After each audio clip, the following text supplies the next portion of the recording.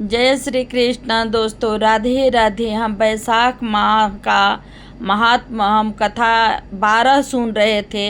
अब अध्याय 13 में हम चल रहे हैं। तो हम यहाँ तक सुने थे कि श्रुति देव कहते कि हे राजन, यह व्रत मैंने तुमसे विस्तार पूर्वक कहा। इसको करने से श्री जगन्नाथ भगवान प्रसन्न होते हैं और उनकी प्रसन्नता से अनेक सुख तथा संतान की वृद्धि होती है। तो ये 12वां अध्याय था। 13वां अध्याय में अब हम चलते हैं। और यह कथा सुनकर राजा ने श्रुति देव से प्रश्न की कि हे ब्राह्मण, बैसाख में छत्र दान करने का क्या महात्मा है? कृपा करके विस्तार पूर्वक बताइए।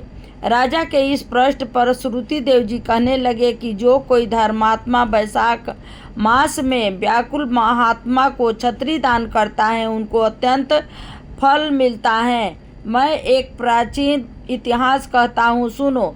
सतयुग में हेमकांत नाम का बंगाल देश का राजा था।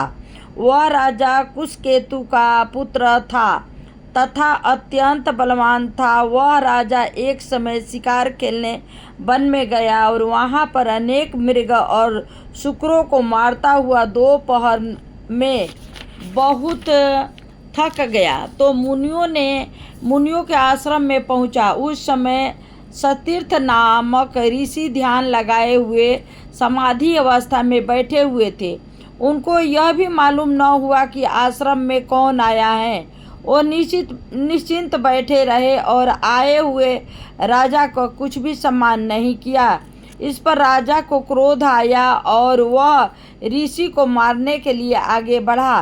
तब ऋषि के शिष्यों ने उन्हें रोका और कहा कि अरे दुर्बुद्धि, सुन, हमारे गुरु समाधि पर बैठे हुए हैं। उनको यह भी नहीं पता कि बाहर क्या हो रहा है, इसलिए क्रोध करना उचित नहीं।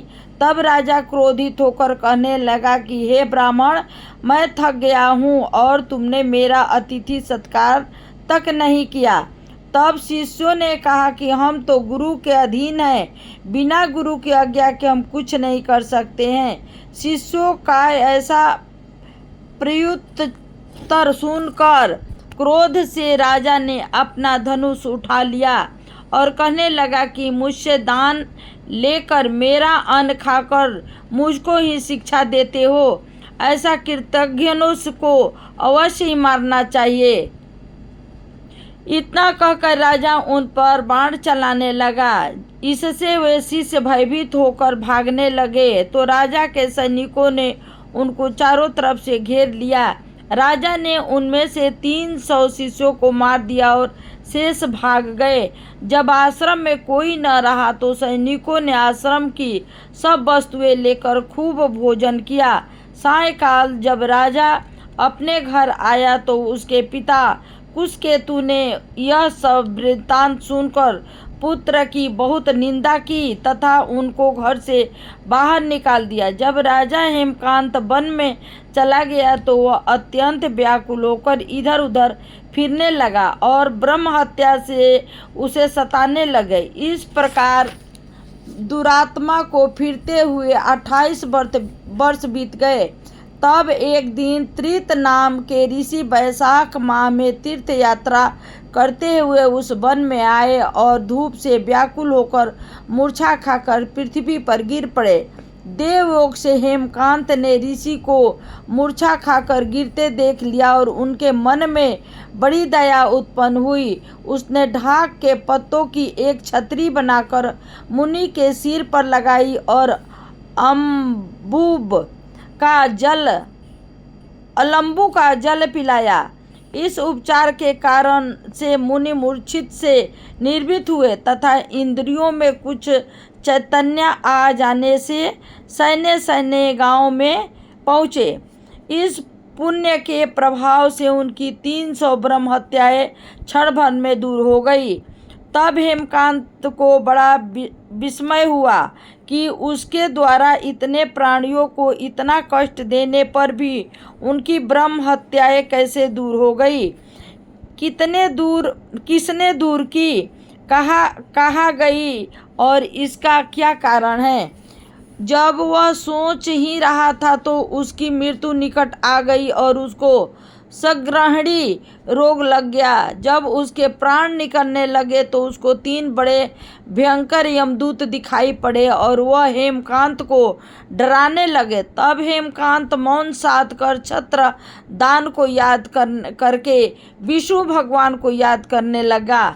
भगवान ने उसी समय अपने मंत्री विश्वसेन को आज्ञा दी कि यमदूतों को रोको और वैशाख माह में छत्र दान करने वाले हेमकांत की रक्षा करो।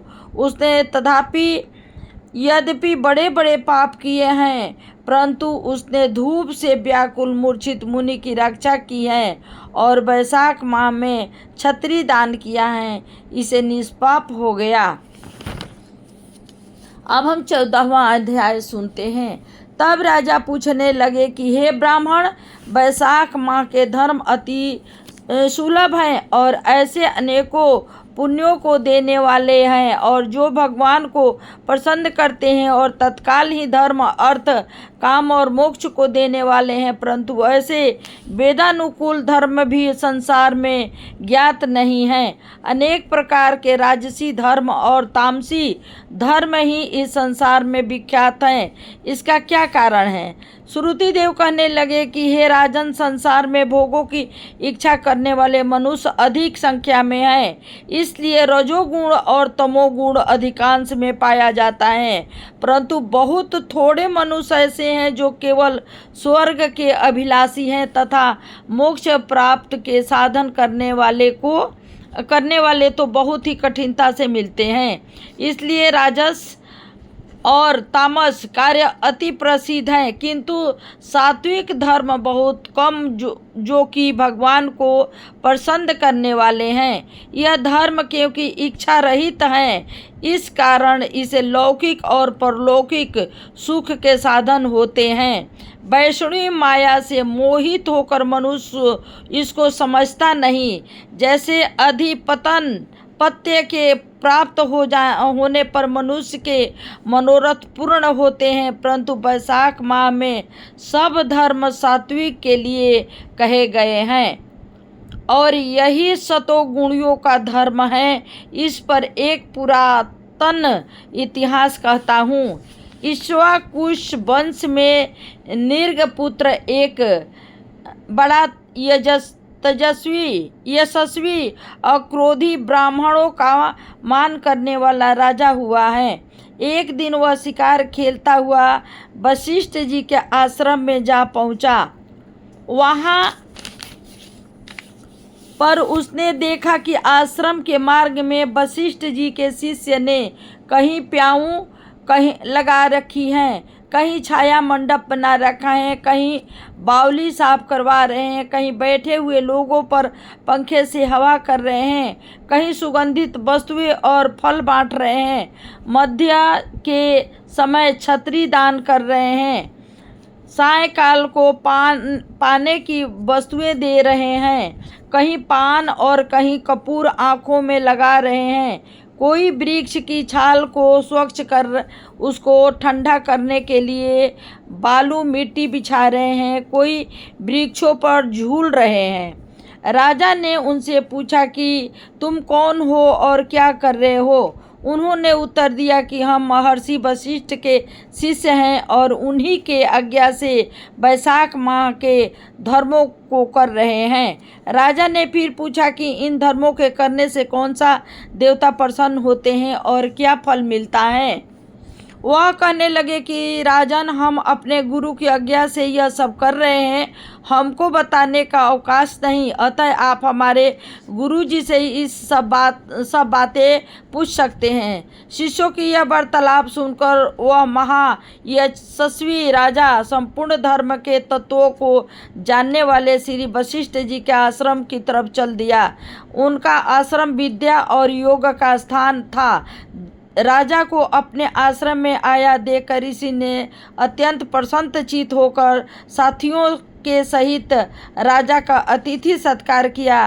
राजा बड़ी प्रसन्नता और नम्रता पूर्वक बैठकर गुरु जी से पूछने लगा कि गुरुदेव, मैं अखेट से थक कर अतिथि भाव से आपके आश्रम की तरफ आ रहा था, तो मैंने आपके शिष्यों को बहुत से धर्म बहुत से धर्म के कार्य करते हुए देखा, इसलिए महाराज मेरे मन में बड़ी ही कुष्ठा उत्पन्न हो रही है कि यह सब धर्म कार्य करने से क्या फल प्राप्त होता है। वीडियो यहीं ख़त्म करती हूँ। राधे राधे।